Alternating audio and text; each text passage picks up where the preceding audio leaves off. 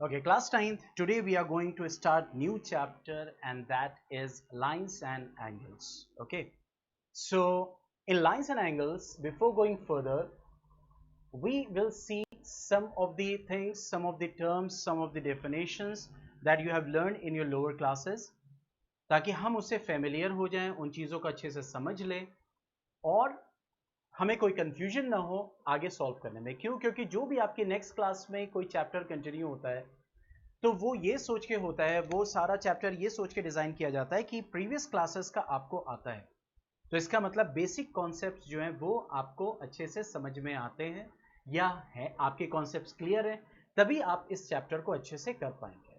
ठीक है, तो first we will see what are the basic definition. ठीक है, नाउ अब जैसे सबसे पहले यहां पे दिया हुआ है, फर्स्ट वी विल सी, क्योंकि चैप्टर ही है लाइंस एंड एंगल्स।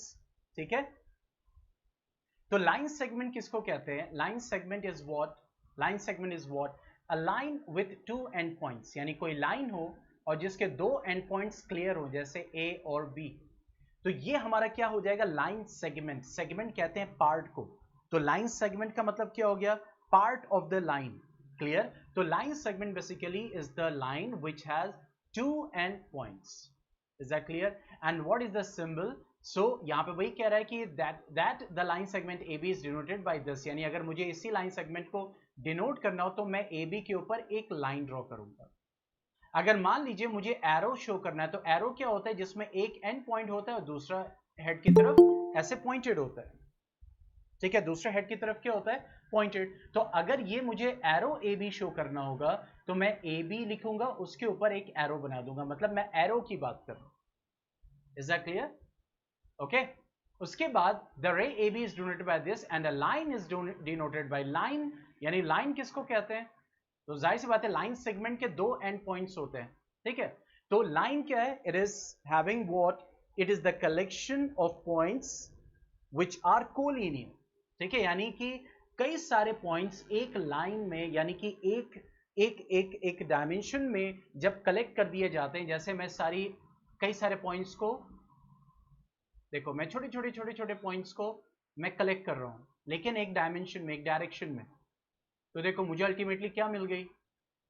मुझे क्या मिल गई? एक लाइन मिल गई। यस और नो? ठीक है, Euclid's basically examination point of view से नहीं है, तो इस वजह से हम उसको 30% में डिस्कस करेंगे। तो यहाँ पे आपका, अच्छा ये भी बता दो, एरिया ऑफ पैरेलग्राम एंड ट्राइंगल ये भी आपका 30% में है, यानी डिलीटेड में, 70% में नहीं है। ठीक है, तो you don't have to worry about anything, everything is very fair, very very very clear. ठीक है, तो अब बहुत ज़्यादा पोर्शन जो है आपका, जिसको कहते हैं ना कि जो डिफिकल्ट पोर्शन बेसिकली है, तो वो चीज़ें अब नहीं है, बहुत आसान है, बहुत अच्छे से आप स्कोर कर सकते हैं, बहुत अच्छा 9th में स्कोर कर सकते हैं। ठीक है, तो ये जो आपका पॉइंट्स हैं, जब हम इसको कलेक्ट करते हैं एक डायरेक्शन में, तो that will give you what? A line. Clear? तो देखो यहाँ पे दो तरह के पॉइंट्स डिस्कस किए गए, collinear and non collinear. Collinear points वो पॉइंट्स होते हैं जो एक लाइन में होते हैं, जैसे ये A B C collinear points है। क्यों? क्योंकि ये स्ट्रेट एक लाइन पे लाई कर रहे हैं, जब आप ज्वाइन करोगे तो they will give a straight line. लेकिन अगर यहां पे पॉइंट्स में ऐसे बनाओ तीन, like this, A B C, तो ये तीनों पॉइंट्स एक लाइन में नहीं है। ठीक है, यस इट्स गोइंग ऑन, ये तीनों पॉइंट्स एक लाइन में नहीं है, और ऐसे पॉइंट्स को क्या बोलते हैं? That is called what? The non collinear points. उनको क्या बोलते हैं? नॉन कोलिनियर पॉइंट्स बोलते हैं। तो कोलिनियर पॉइंट्स क्लियर हो गया। Collinear points are those points which lie in a straight line. ठीक है, जो एकदम सीधा लाइन में लाई करते हो। और नॉन कोलिनियर वो पॉइंट्स होते हैं जैसे टेढ़े मेढ़े, लाइक दिस। ठीक है, ये आपका पी क्यू आर, यानी एक लाइन में ना हो। ठीक है, लाइक दिस, तो ये हमारे नॉन कोलिनियर पॉइंट्स होते हैं। Is that clear?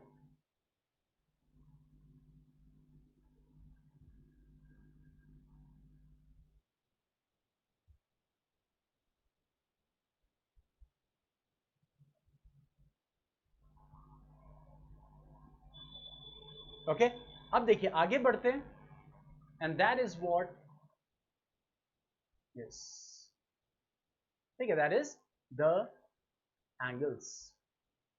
अब देखो यहां पे क्या है कि ये एक पॉइंट है, इस पॉइंट से एक रे ओरिजिनेट कर रही है, देखो ये एक रे ओरिजिनेट कर रही है, और इस पॉइंट से दो रे ओरिजिनेट कर रही है।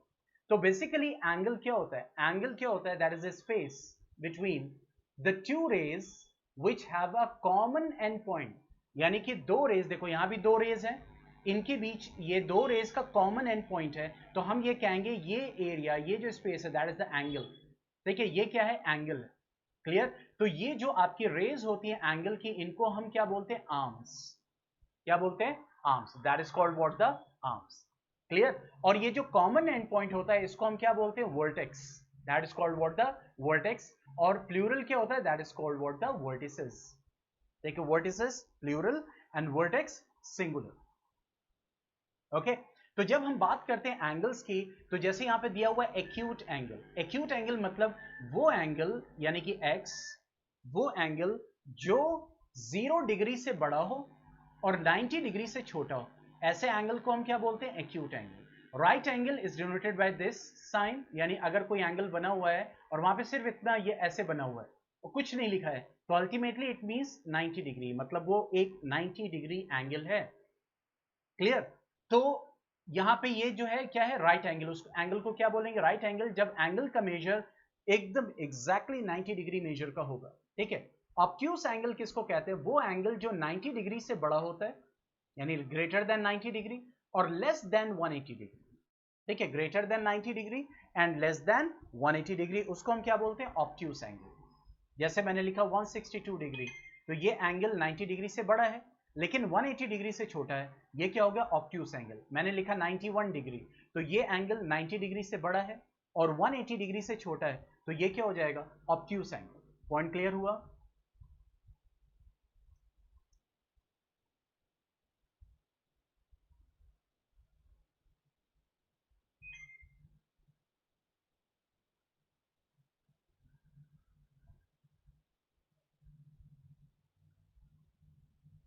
ओके अब आगे बढ़ते हैं स्ट्रेट एंगल पे। देखो स्ट्रेट एंगल, जब एंगल का मेजर,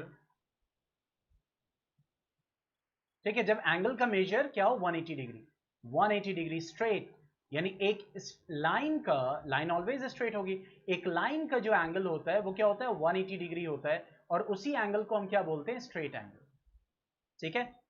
ओके और रिफ्लेक्स एंगल किसको बोलते हैं? ध्यान से समझना। ठीक है? रिफ्लेक्स एंगल कहते हैं 180 डिग्री से बड़ा एंगल और 360 डिग्री से छोटा एंगल। जैसे अगर तुम इस एंगल की बात करो, तो ये एंगल क्या होगा? Acute angle. ठीक है? और किसी भी पॉइंट पे चारों तरफ, किसी भी पॉइंट पे चारों तरफ जो एंगल का टोटल सम होता है वो कितना होता है? 360 डिग्री। तो ये कैसा एंगल? ये जो दो आर्म्स, ये देखो दो आर्म्स के बीच में इधर ये जो एंगल है, ठीक है, ये कैसा होगा? Acute angle. क्यों? क्योंकि ये 0 से बड़ा है और 90 से छोटा है। लेकिन ये अगर तुम देखो इसका दूसरा साइड देखो, तो ये भी देखो दो आर्म्स है और ये जो एंगल है ये भी तो दो आर्म्स के बीच में लाई कर रहा है। यस और नो?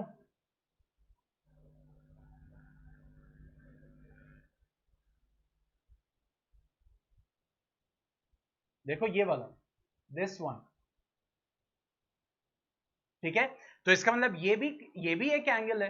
तो ये एंगल कौन सा एंगल होता है? इसको हम कहते हैं रिफ्लेक्स एंगल। तो हम कैसे पहचानेंगे रिफ्लेक्स एंगल है? उसके लिए कह दिया गया कि वो रिफ्लेक्स एंगल 180 डिग्री से बड़ा होगा और 360 डिग्री से छोटा होगा। जैसे मैंने लिखा 181 डिग्री, तो ये रिफ्लेक्स एंगल है। क्यों? क्योंकि 180 डिग्री से बड़ा है और 360 डिग्री से छोटा है। पॉइंट क्लियर हो गया? Acute angle, right angle, obtuse, straight and reflex angle.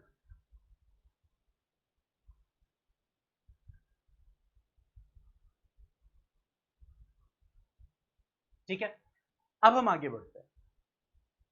ठीक है? यहां पे अब दो टर्म्स आपको दिए गए हैं, complementary angles and supplementary angles. तो देखो कॉम्प्लीमेंट्री एंगल्स वो एंगल्स जिनका सम, यानी दो एंगल्स हैं और इनका सम 90 डिग्री के बराबर है, यानी दो एंगल्स का सम कितना आ रहा है? 90। तो ये दोनों एंगल्स कॉम्प्लीमेंट्री कहलाएंगे। जैसे मिसाल के तौर पर एक एंगल है 71 डिग्री, ठीक है, और दूसरा एंगल है 19 डिग्री। तो 71 डिग्री 19 डिग्री। अब 71 डिग्री देखो ये भी एक एक्यूट एंगल है, 0 से बड़ा 90 डिग्री से कम। 19 डिग्री ये भी एक एक्यूट एंगल है, ठीक है, 0 से बड़ा 90 डिग्री से कम। इन दोनों को जब आप प्लस करोगे तो देखो सम कितना आएगा 90 डिग्री। तो दो एंगल्स जिनका सम 90 डिग्री होगा तो वो दोनों एंगल्स क्या होंगे, एक दूसरे के कॉम्प्लीमेंट होंगे, यानी ये दोनों कॉम्प्लीमेंट्री एंगल्स कहलाएंगे, 71 डिग्री एंड 90 डिग्री। ठीक है, इसी तरह आते हैं सप्लीमेंट्री एंगल्स। सप्लीमेंट्री एंगल्स मतलब दो एंगल्स का सम क्या हो, 180 डिग्री हो, तो ये दो एंगल्स आपस में सप्लीमेंट्री कहलाएंगे। जैसे एक एंगल 120 डिग्री है और दूसरा 60 डिग्री है, तो जब आप इन दोनों का सम करोगे कितना आएगा, 180 डिग्री। तो ये दो एंगल्स क्या कहलाएंगे, सप्लीमेंट्री एंगल्स कहलाएंगे। That is very easy. तो कॉम्प्लीमेंट्री एंगल्स जिनका सम 90 डिग्री, सप्लीमेंट्री एंगल्स जिनका सम 180 डिग्री। ठीक है, नाउ कमिंग टू नेक्स्ट। कोई कंफ्यूजन यहां तक? जब तक मैं थोड़ा सा पानी पी लूं, आज बहुत ह्यूमिडिटी है यहां पे।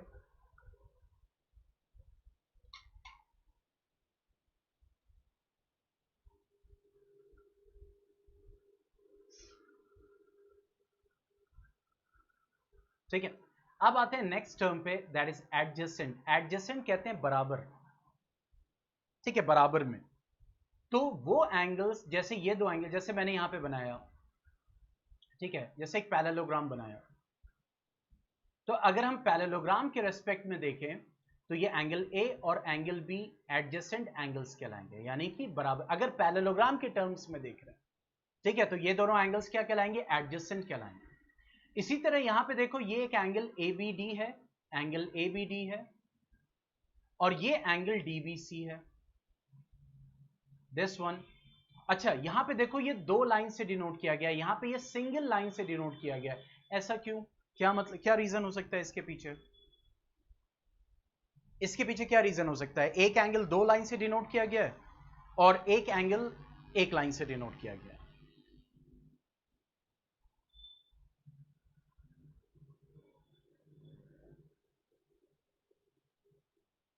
क्या रीजन हो सकता है इसके पीछे?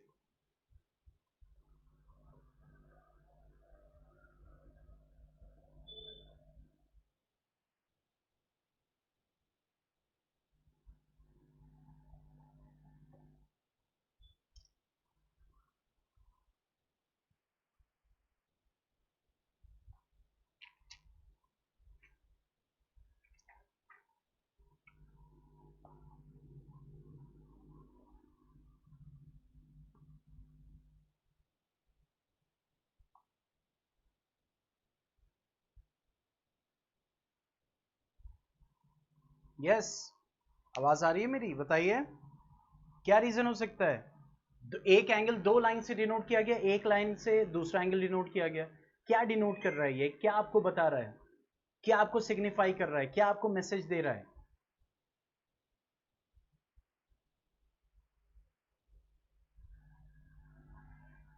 जब एक पैरेललोग्राम ड्रॉ होता है तो यहां पे ऐसे बनाते हैं, एक ऐसे और ये दो मार्क। इसका क्या मतलब होता है? अगर मैंने एक ट्राइंगल यहां पे ड्रॉ किया और यहां पे मैंने ऐसे ऐसे बनाया, इसका क्या मतलब है?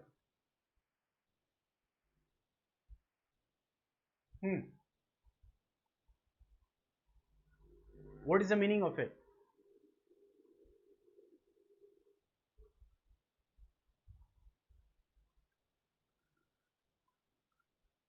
Yes tell me, microphone on कर सकते हैं?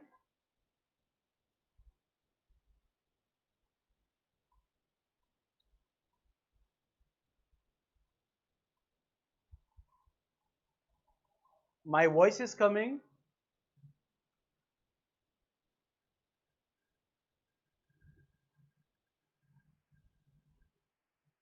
मेरी आवाज नहीं आ रही है?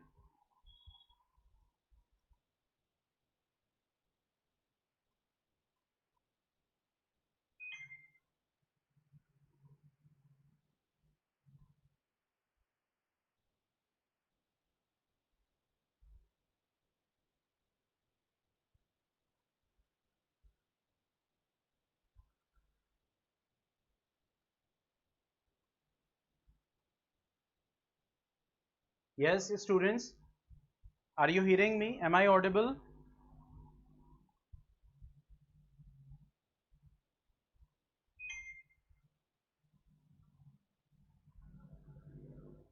Type in the chat box. Yes that is equal, मतलब क्या मतलब शो कर रहा है? अब यहां पे दो लाइन शो की गई, यहां पे सिंगल, मतलब ये शो कर रहा है कि ये दोनों एंगल्स अनइक्वल हैं। अगर ये भी सिंगल लाइन शो करता और ये भी सिंगल लाइन शो करता तो इसका मतलब क्या होता है? ये दोनों एंगल्स आपस में क्या है? इक्वल है। ठीक है, तो यहां पे ये कह रहा है कि एडजेसेंट एंगल्स मतलब क्या होते हैं? एडजेसेंट एंगल्स वो एंगल्स होते हैं, two angles are adjacent if they have a common vertex, a common arm and their non common arms are on different sides of the common arm. यानी कि वो दो एंगल्स एडजेसेंट, जैसे मैंने आपको बताया कि पैरेललोग्राम के टर्म में ये दोनों एंगल्स एडजेसेंट कहलाएंगे, पैरेललोग्राम के टर्म में, हालांकि ये दोनों एंगल्स अलग अलग बने हुए हैं, लेकिन जनरली एडजेसेंट एंगल्स को तब बोलेंगे, वो दो एंगल एडजेसेंट तब कहलाएंगे जब उन दोनों एंगल्स के एक एक आर्म कॉमन हो। जैसे एंगल ए बी डी में बी डी कॉमन है और एंगल डी बी सी में भी बी डी है, तो ये दो एंगल्स में से एक आर्म कॉमन हो, ठीक है, दो आर्म अलग अलग हो, समझ रहे हो, और इन दोनों एंगल्स का क्या हो? एक कॉमन वर्टेक्स हो, यानी कॉमन वर्टेक्स हो, एक कॉमन आर्म हो, और नॉन कॉमन आर्म अलग अलग डिफरेंट साइड्स पे लाई कर रहे हो, तो ऐसे ये दो एंगल्स, जैसे एंगल 1 एंगल 2 है, ये आपस में क्या कहलाएंगे? एडजेसेंट कहलाएंगे। समझ में आया? तो एडजेसेंट एंगल्स कौन से कहलाते हैं? जिनके दो, यानी कि जो कॉमन आर्म्स हैं उनके दो कॉमन आर्म्स, यानी कि एक कॉमन वर्टेक्स हो, ठीक है, एक कॉमन आर्म हो, यानी ये जो आर्म है इस एंगल में भी लाई कर रही है, ये वाली आर्म इस एंगल में भी लाई कर रही है, एक कॉमन आर्म हो, और जो आपकी नॉन कॉमन आर्म हो वो दोनों डिफरेंट साइड्स पे लाई कर रही हो, तो ऐसे हम एंगल्स को एडजेसेंट बोलते हैं। दूसरा हम आते हैं लीनियर पेयर। अब देखो, अगर लीनियर पेयर को देखो तो पहले देखो ये दोनों एंगल्स एडजेसेंट भी हैं, देखो ये दोनों एंगल्स एडजेसेंट भी हैं। क्यों? क्योंकि यहां पे देखो एक कॉमन आर्म हो गई, ये कॉमन आर्म हो गई, और ये जो दो एंगल्स हैं इनका कॉमन वर्टेक्स हो गया, सॉरी कॉमन वर्टेक्स हो गया, यस, और इनके देखो नॉन कॉमन आर्म्स हो गए, दोनों अलग अलग साइड में, एक कॉमन आर्म हो गई और ये नॉन कॉमन आर्म हो गई, ठीक है। तो बेसिकली ये दोनों एडजेसेंट एंगल्स भी हैं, लेकिन ऐसे एडजेसेंट एंगल्स जिनका सम देखो 180 डिग्री हो, इन दो एंगल्स को सम करोगे, प्लस करोगे, इस वाले एंगल और इस एंगल को, क्या आएगा? 180 डिग्री। तो वो पेयर ऑफ एंगल्स क्या कहलाएंगे? Linear pair. क्या कहलाएंगे? लीनियर पेयर, ठीक है। तो यहां पे आपको एक कंफ्यूजन हो रहा होगा, आप कह रहोगे फिर सर सप्लीमेंट्री एंगल्स में इसमें क्या फर्क है? देखो सप्लीमेंट्री एंगल्स सिर्फ ये कह रहा है कि दोनों एंगल्स का सम, यानी दोनों एंगल्स का सम 180 डिग्री होना चाहिए। ये जरूरी नहीं है कि दोनों एंगल्स बराबर बराबर में हो, पॉइंट के समझिएगा, कोई दो एंगल जिनका सम 180 डिग्री है वो सप्लीमेंट्री एंगल्स है, लेकिन वो दो एंगल्स जिनका सम 180 है और वो दोनों एडजेसेंट भी हो, यानी बराबर बराबर में, जिनका एक कॉमन वर्टेक्स हो, एक कॉमन आर्म हो, और दो नॉन कॉमन आर्म्स हो अपोजिट साइड में, तो ऐसे एडजेसेंट एंगल्स जिनका सम 180 डिग्री हो, तो ऐसे पेयर ऑफ एंगल्स को हम क्या बोलेंगे? Linear pair. फर्क समझ में आया?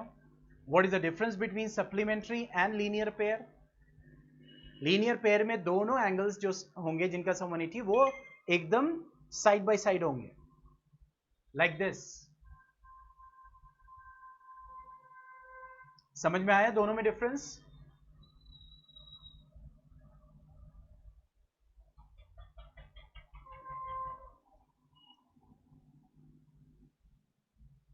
Yes students, yes linear pair. Linear pair का मतलब वो दो एंगल्स जो एडजेसेंट होने चाहिए। सप्लीमेंट्री मतलब सिर्फ सम पे है ध्यान, जरूरी नहीं है कि वो मिले हुए हो या अलग अलग हो, बट सम 180 डिग्री तो वो दो एंगल्स सप्लीमेंट्री है, दैट्स इट। लेकिन वो दो एंगल्स जो एडजेसेंट हो और उनका सम 180 हो, तो ऐसे पेयर ऑफ एंगल्स क्या कहलाते हैं? लीनियर पेयर कहलाते हैं। अब आते हैं वर्टिकली अपोजिट एंगल। तो वर्टिकली अपोजिट मतलब जब दो लाइन इंटरसेक्ट कर रही हो तो जो दो एंगल्स अपोजिट साइड में है वो इक्वल होंगे, मतलब ये वाला एंगल इसके इक्वल होगा और ये वाला एंगल एंगल AOC DOB के इक्वल होगा, तो ऐसे एंगल्स को हम क्या बोलते हैं? That is called vertically opposite angles, ठीक है। फिर आते हैं हम इंटरसेक्टिंग लाइंस और नॉन इंटरसेक्टिंग लाइंस। तो वेरी सिंपल, देखो वो दो लाइंस जो एक दूसरे को कट करें तो वो इंटरसेक्टिंग लाइंस हैं, वो दो लाइंस जो एक दूसरे को कट ना करें वो क्या कहलाएंगी? Non intersecting lines. ठीक है, that is called what? The non intersecting lines. यहां पे ये नॉन इंटरसेक्टिंग लाइन है और इन दोनों लाइंस के बीच में डिस्टेंस हर एक पॉइंट पे सेम है। देखो, तो ऐसी नॉन इंटरसेक्टिंग लाइंस कैसे कहलाएंगी? Parallel lines कहलाएंगी। क्या कहलाएंगी? पैरेलल। ठीक है, तो इंटरसेक्टिंग लाइंस वो होती हैं जो एक दूसरे को आके कट करे, तो वो इंटरसेक्टिंग है। और नॉन इंटरसेक्टिंग मतलब जो एक दूसरे को कट ना करें। ठीक है, तो ऐसी नॉन इंटरसेक्टिंग लाइंस जो जो जिनके बीच में डिस्टेंस हर पॉइंट पे इक्वल है। देखो, इस पॉइंट पे लोगे डिस्टेंस सेम है, मान लो 2 सेंटीमीटर, इस पॉइंट पे लोगे डिस्टेंस सेम है, इस पॉइंट पे लोगे डिस्टेंस सेम है, इस पॉइंट पे लोगे डिस्टेंस सेम है, तो क्या होगा? Distance will be same at every point. तो these two non intersecting lines will be called as the parallel lines.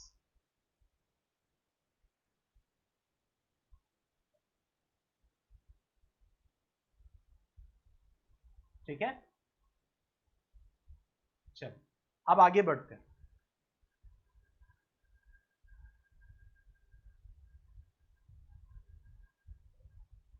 कोई बताएगा ये क्या लिखा हुआ है?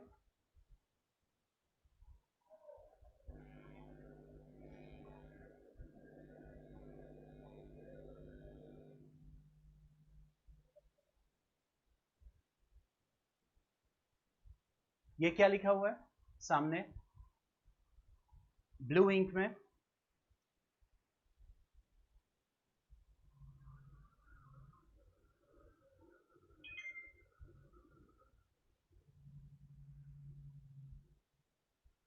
एक्सियोम क्या होता है पता है?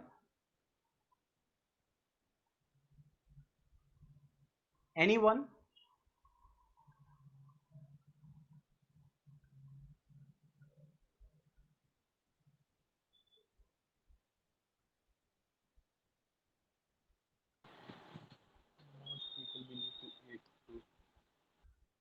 एनीवन? एक्सियोम पता है किसको कहते हैं?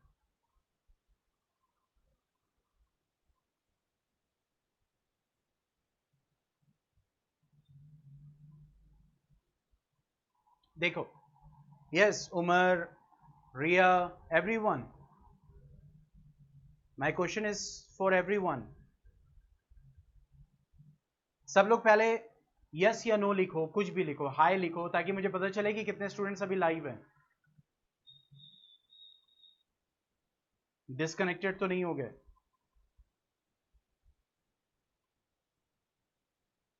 हाँ, तो जब क्वेश्चन पूछना तो यस या नो कुछ तो लिखा करो, ताकि पता तो चले कनेक्टेड हो कि डिस्कनेक्टेड हो।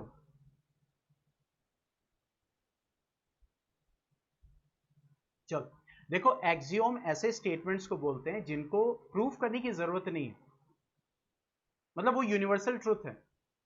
जैसे मिसाल के तौर पर मैं कहूं कि दो आदमी हैं, ठीक है, ये हम लाइन उसमें यूक्लिड ज्योमेट्री में पढ़ते हैं और लास्ट में पढ़ेंगे भी, समझेंगे भी, क्योंकि हर चैप्टर इंपॉर्टेंट होता है। ठीक है, जैसे मैंने कहा कि दो लोग हैं, for example A and B, इन दोनों के पास 5-5 लड्डू है, तो इक्वल होंगे? यस और नो? ठीक है, अगर मैं इसको भी दो दूं और इसको भी 2 लड्डू और दूं, तो जो रिजल्ट आएगा वो भी इक्वल आएगा।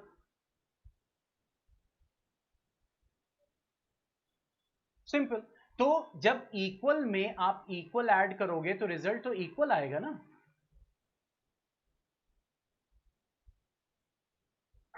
सिंपल। तो यहां वही चीज है, मतलब ये एक्सियोम है कि जब आप इक्वल में इक्वल ऐड करोगे तो रिजल्ट इक्वल आना है। अब यहां पे मैं 2 लड्डू ऐड करता, यहां पे 1 लड्डू ऐड करता, तो ये 7 होता, ये 6 होता, तब ये अनइक्वल होता ना। लेकिन जब इक्वल में इक्वल ऐड किया जाएगा तो इक्वल आएगा, तो क्या इसको प्रूफ करने की जरूरत है? ये तो यूनिवर्सल ट्रूथ है।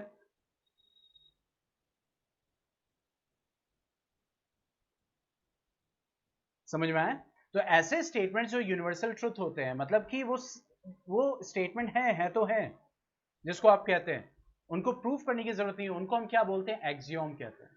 तो एक्सियोम यहां पे क्या बोल रहा है कि इफ अ रे स्टैंड्स ऑन अ लाइन, मतलब एक लाइन अगर है आपके पास, एक लाइन बनी हुई है फॉर एग्जांपल, और इसके ऊपर कोई एक रे स्टैंड करती है लाइक दिस, एक रे है, ये रे है। रे क्या होता है? रे वो होता है जिसका एक एंड पॉइंट होता है, दूसरा पॉइंट अनएंडिंग होता है। ये पॉइंटेड एरो क्या शो करता है? अनएंडिंग, कितना भी आगे जा सकता है। ठीक है, इसीलिए सन रेज को आप कैसे शो करते हैं? ऐसे शो करते हैं ना, कि बस लाइन बना देते हैं। ये बताओ, ए वाला शो करते हैं या बी वाला शो करते हैं जब सन रेज बनाते हैं? और बोलते भी हैं सन रेज। तो रे किसको कहते हैं? A line which has one and point fixed, और दूसरा जो एंड होता है that is unending, that is not fixed.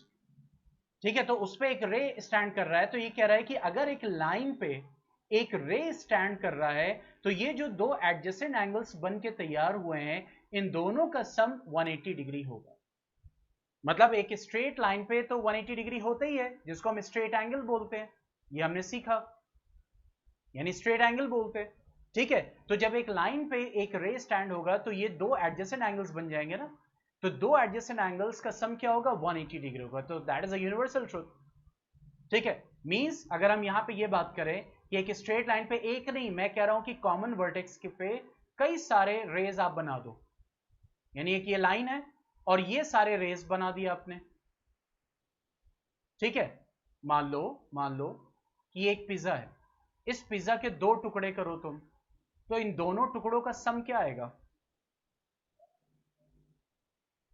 किसके बराबर आएगा? यानी इन दो टुकड़ों को ऐड करोगे तो वन पिज्जा के बराबर होगा। इसी तरह पिज्जा लिया और उसके आपने तीन पार्ट्स कर दिए, 1 2 3, तो इन तीन पार्ट्स को ऐड करोगे तब भी एक ही पिज्जा बनेगा ना। इसी तरीके से अगर आपने इसके 1 2 3 4 पार्ट्स कर दिए, इन फोर पार्ट्स को ऐड करोगे तब भी वन पिज्जा बनेगा। तो इसी तरीके से जो एक स्ट्रेट लाइन होती है उसका जो स्ट्रेट एंगल होता है वो उसका मेजर तो 180 डिग्री होगा। अब एक कॉमन प्रोवाइडेड क्या कॉमन वर्टेक्स पे बनना चाहिए, ये नहीं है कि स्ट्रेट लाइन है एक एंगल ऐसे एक ऐसे एक ऐसे, नहीं, नो। ठीक है, अब स्ट्रेट लाइन है, कॉमन वर्टेक्स पे आप जितनी भी रेस ड्रॉ कर दो, इन सारे एंगल्स का सम अल्टीमेटली 180 डिग्री के बराबर होगा कि नहीं होगा?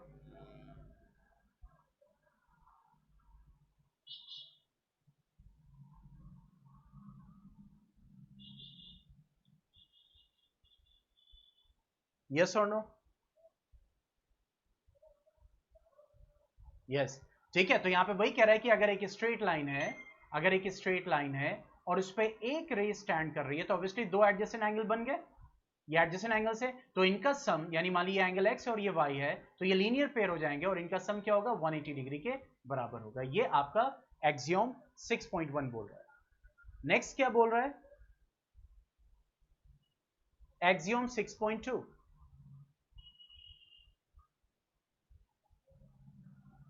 ठीक है, ये कह रहा है द सम, इसी का उसी का ऑपोजिट।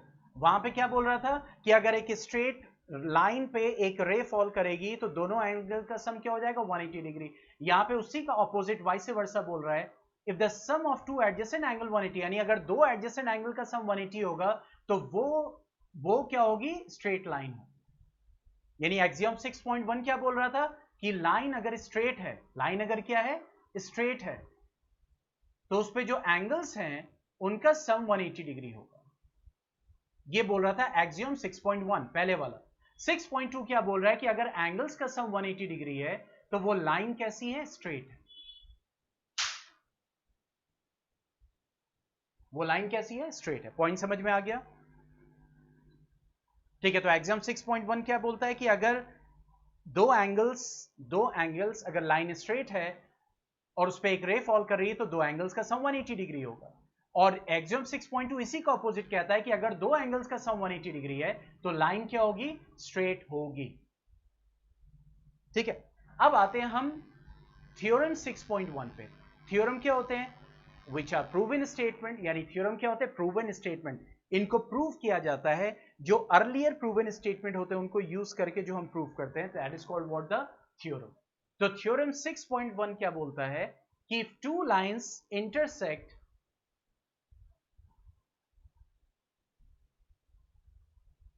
ठीक है, if two lines intersect each other then the vertically opposite angles are equal.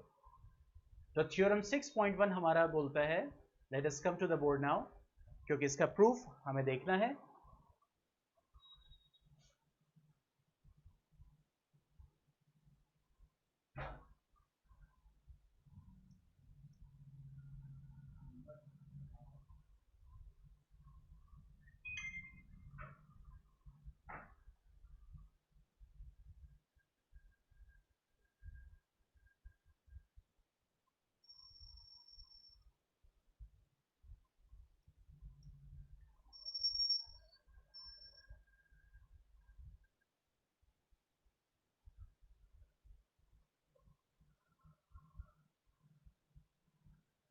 Okay, screen visible है?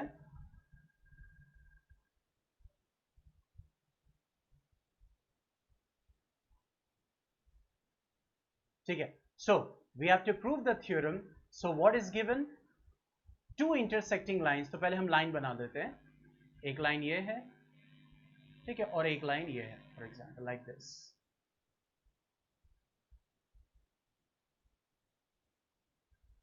Okay, so this is, okay, this is line L, this is line M. So what is given? Two intersecting lines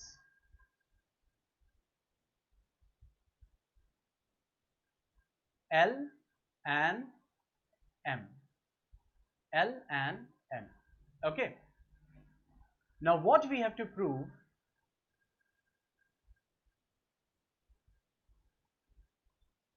ठीक है, what we have to prove? तो हम इसको mention कर देते हैं. This is angle 1, this is angle 2, this is angle 3, and this is angle 4. We have to prove that angle 1 is equal to angle 3 and angle 2 is equal to 4. मतलब ये कह रहा है कि जब दो लाइंस आपस में इंटरसेक्ट करती हैं तो वर्टिकली अपोजिट एंगल्स क्या होते हैं? वो इक्वल होते हैं, वर्टिकली अपोजिट एंगल्स। तो हमें वही प्रूव करना है, ठीक है। Now coming to the proof, ठीक है। अब देखो, लाइन M जो है वो स्ट्रेट लाइन है ना, यस और no?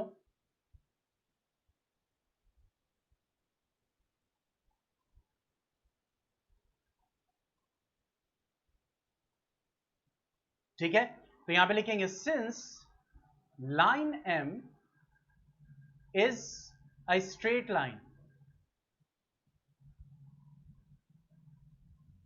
so therefore angle 1 plus angle 2 180 के बराबर होगा, क्योंकि लीनियर पेयर हो जाएंगे ये। कोई कंफ्यूजन इसमें? Make it 1। कोई कंफ्यूजन? भाई M स्ट्रेट लाइन है तो एंगल 1 प्लस एंगल 2 180 डिग्री के बराबर हो जाएगा।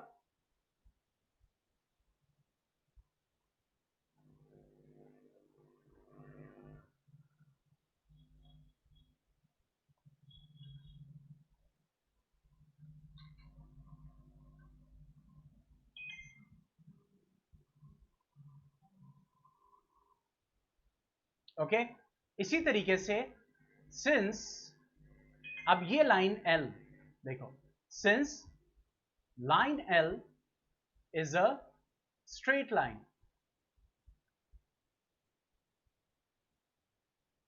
ठीक है, सो देयरफॉर अब देखो लाइन L स्ट्रेट लाइन है तो एंगल 2 प्लस एंगल 3 180 डिग्री के बराबर हो जाएगा। Again same reason, since linear pair. Yes, everyone in the chat box, type yes.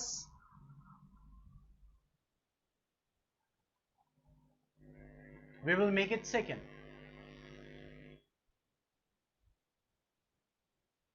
Okay, अब देखो, इक्वेशन 1 180 डिग्री के बराबर, इक्वेशन 2 180 डिग्री के बराबर, तो दोनों को हम इक्वेट कर सकते हैं। Now equating 1 and 2 we get, equating 1 and 2 we get, क्या हो जाएगा? नाउ एंगल 1 प्लस एंगल 2 दोनों 180 डिग्री बराबर था तो दोनों का LHS इक्वल हो जाएगा। एंगल 2 प्लस एंगल 3 के क्या हो जाएगा? बराबर हो जाएगा। अब देखो एंगल टू दोनों अपोजिट साइड मौजूद है, ये कैंसिल आउट हो जाएगा। यहां से क्या मिला, angle 1 is equal to angle 3, ये हमने प्रूव कर दिया। Similarly, angle 2 will be equal to angle। कोई कंफ्यूजन? तो यहां पे हमने ये प्रूफ कर दिया कि जब दो लाइंस आपस में इंटरसेक्ट करती हैं तो जो उनका अपोजिट एंगल होता है, वर्टिकली अपोजिट एंगल, वो आपस में क्या होता है, इक्वल होता है। ये ए होगा तो ये भी ए होगा, और ये बी होगा तो ये भी बी होगा, प्रोवाइडेड वो दोनों लाइंस स्ट्रेट हो और इंटरसेक्ट कर रही हो। ये नहीं है कि एक लाइन स्ट्रेट हो और एक ऐसे आए और ऐसे हो जाए, नहीं, तो ये वर्टिकली अपोजिट एंगल नहीं है। पॉइंट को समझिएगा, दोनों स्ट्रेट लाइन होनी चाहिए। क्लियर हो गया?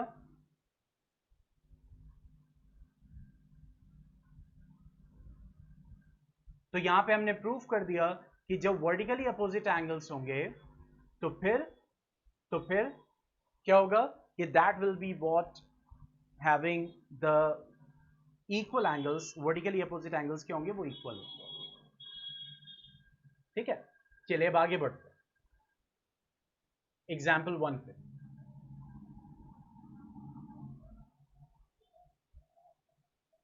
अब देखिए एग्जाम्पल 1 में क्या बोल रहा है, इन फिगर 6.9।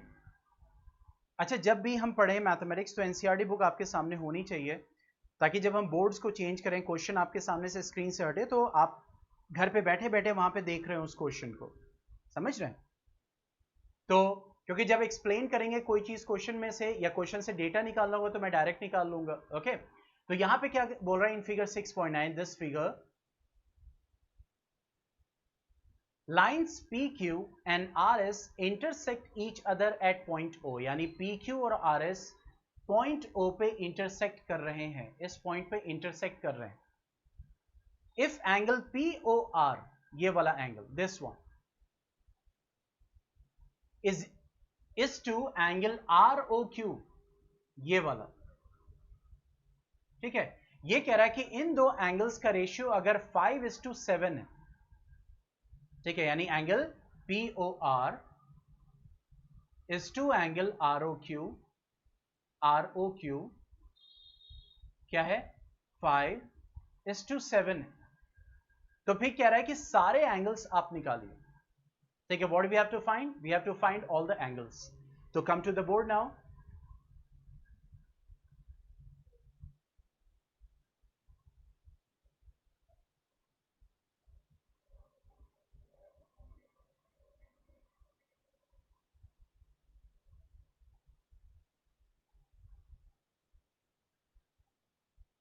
तो पहले अब दो लाइंस बना लेते हैं स्ट्रेट।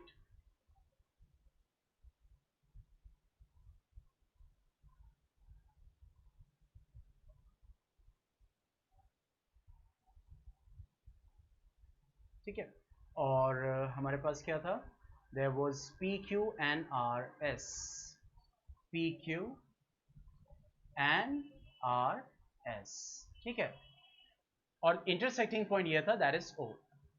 तो हम सोल्यूशन कर रहे हैं ना, हमारे पास क्या दिया हुआ है, angle POR is to angle ROQ is equal to 5:7, that is 5:7, ये दिया हुआ है, ठीक है। और हमें सारे एंगल्स निकालने हैं, तो हम ये जानते हैं कि ये वाला एंगल इसके अपोजिट होगा और ये वाला एंगल इसके अपोजिट होगा, और स्ट्रेट लाइन से तो ये वर्टिकली अपोजिट एंगल्स होंगे। तो पहले इन दो एंगल्स को निकाल लेते हैं, ठीक है। Now see, PQ is a straight line, तो जब रेशियो में दिया होता है तो हम क्या करते हैं, वेरिएबल लगा देते हैं। PQ is a straight line and रे RO, ये जो रे RO है या OR, ठीक है, stands on it. So therefore in दोनों एंगल्स POR और ROQ का सम कितना होगा, OQ का सम कितना होगा, 180 डिग्री, ठीक है। अब देखो angle POR is to ROQ 5:7 है, तो हम यहां करेंगे 5x और इसको कर देंगे 7x, that is equal to 180 degree, ठीक है। तो ये हो जाएगा 12x is equal to 180 degree, और x की वैल्यू क्या हो जाएगी, that will be 180 degree by 12, तो ये हो जाएगा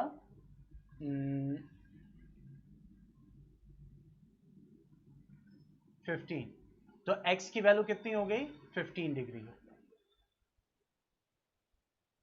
ठीक है, तो अब देखो यहां पे स्पेस की वजह से मैं यहीं पे लिख दे रहा हूं। अब देखो x की वैल्यू 15 डिग्री होगी, तो अब एंगल POR निकालेंगे। देखो एंगल POR, और यहीं पे देखो एंगल POR और SOQ इक्वल होंगे, will be equal to SOQ will be equal to 5x. That means 5 into 15 degree, that is equal to 75 degree. ठीक है, तो यहीं पे डायरेक्ट हमने टाइम अपना सेव कर लिया और स्पेस भी सेव कर लिया, क्योंकि ये वाला एंगल इसके इक्वल होगा, क्योंकि वर्टिकली अपोजिट एंगल है। और यहां पे क्योंकि स्पेस नहीं है, तो आप इसके आगे मेंशन कर देंगे सिंस वर्टिकली, मैं शॉर्ट में लिख दे रहा हूं, आप पूरा लिखेंगे वर्टिकली अपोजिट एंगल्स। ठीक है, वर्टिकली अपोजिट एंगल्स। ठीक है, इसी तरीके से जब हम सॉल्व करेंगे, अब आर ओ क्यू निकालना है, हमें क्या निकालना है? R O Q. तो देखो R O Q P O S के बराबर होगा।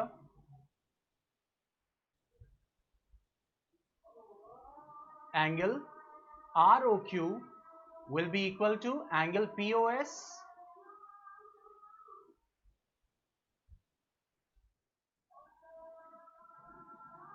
Angle P O S. ठीक है, so that will be equal to Y, पहले यहां रीजन लिख देंगे, सिंस वर्टिकली अपोजिट एंगल्स। तो angle R O Q equal to angle P O S हो जाएगा, तो वो एंगल किसके बराबर था? 7x, मतलब 7 into 15 degree, that means 105। Clear हो गया?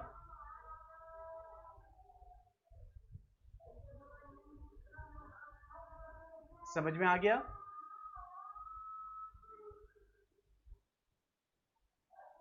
यस एवरीवन,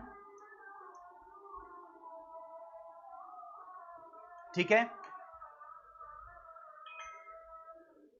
तो आज बेटा इतने ही, ठीक है। अब कल जो है हम इसके आगे और क्वेश्चंस को, एग्जांपल्स को और क्वेश्चन को सॉल्व करेंगे। आज क्विज के लिए वेट कीजिएगा, क्विज जाएगा, ठीक है, और कल हम इसके आगे एग्जांपल्स और क्वेश्चंस को सॉल्व करेंगे।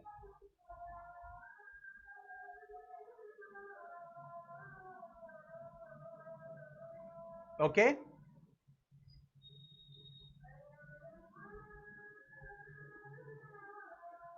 okay then, stay home, stay safe, goodbye.